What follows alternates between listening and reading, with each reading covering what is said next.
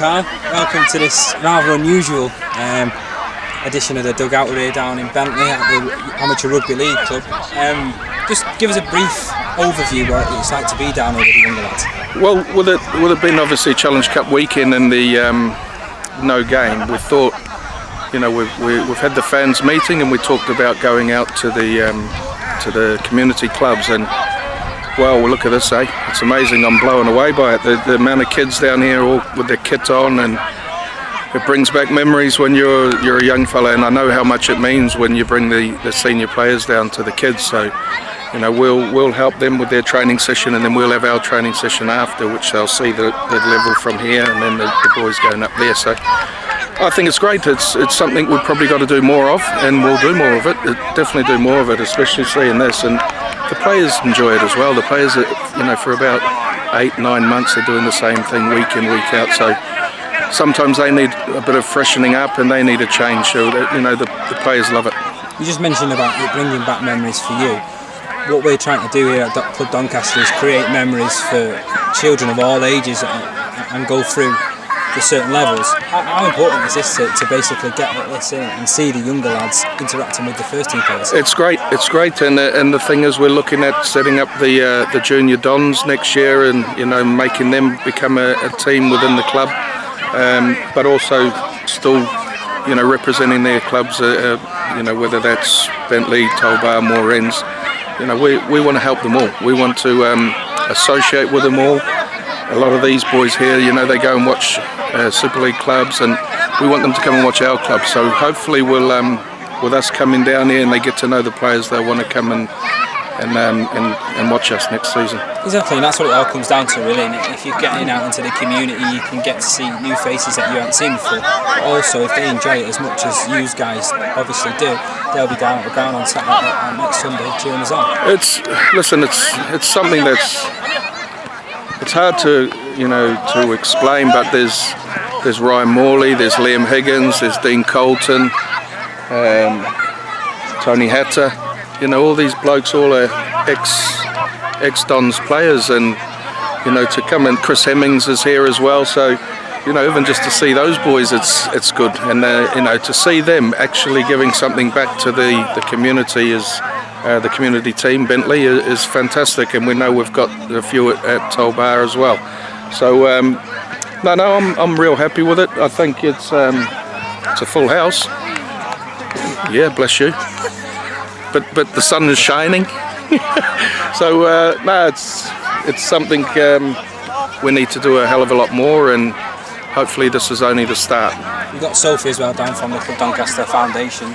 She's been handing out flyers to some of the 16s who will be moving into open age next year. And apparently there's already 2 lads in the team who are in the foundation. How important is it to get into the breed and some of them players can join the foundation? Well, listen, I don't need to stand here and be a salesman for the foundation, because it's a passion of mine. It's something that I'm really passionate about. I'd love all these boys that are in the 16s to all come in to the Doncaster Sports College, and hopefully see how I thought that one of the boys was sneaking up the way you're looking there. I was ready, but no, it's I'd like these 16s to all be part of come up to the college and learn at the stadium, and all play for the college team with the Club Dons Academy as well, and that'll be the next progression into the first team. So us coming here with them having the 16s, hopefully they want to come and join us at the foundation. And I would have loved to go to school if it was in a stadium, and I was doing rugby and all that back in the day, and it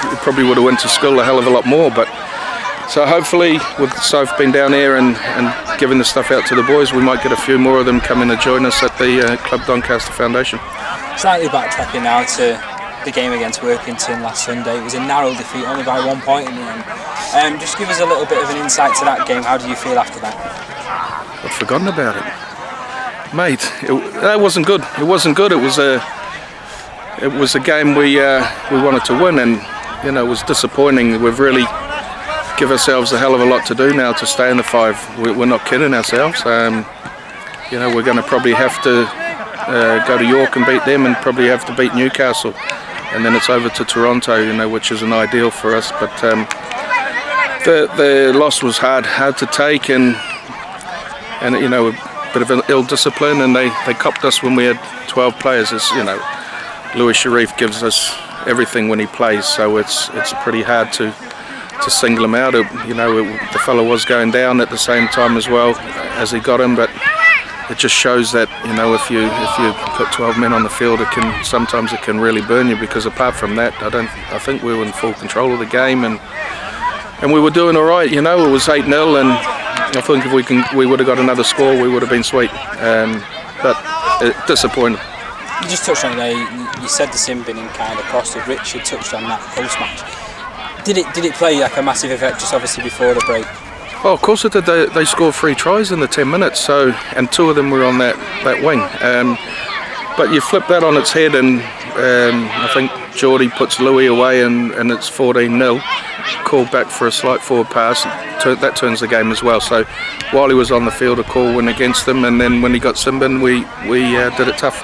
Let's flip it onto a more positive side. In the second half, the team showed a resilience, a bit of a fight back, which has probably not been there over recent weeks, and you nearly come close to pipping them on the line at the death.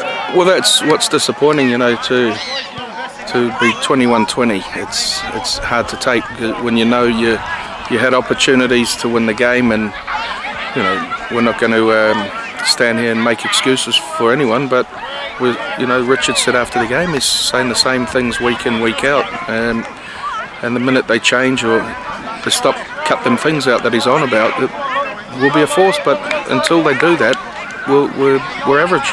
Still inside the top 5s in the Super 8s, heading into the final couple of weeks. Really, now, like I said, we've got a trip to York and Toronto with Newcastle Thunder in between.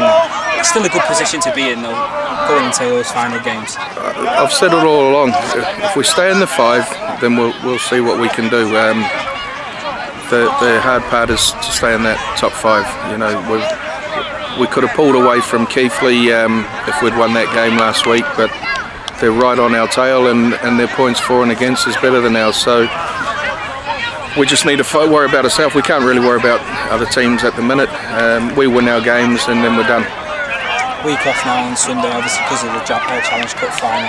Is that important now to basically put the wrongs right after the defeat over Workington, or would you like to have had a game? I probably would have liked to have had a game, but we've got a couple of knocks. I think it was only a couple of weeks ago I said everyone was fully fit, and hey ho, all of a sudden we've picked up some injuries, and boys need a bit of a rest. So they'll get over that on the weekend.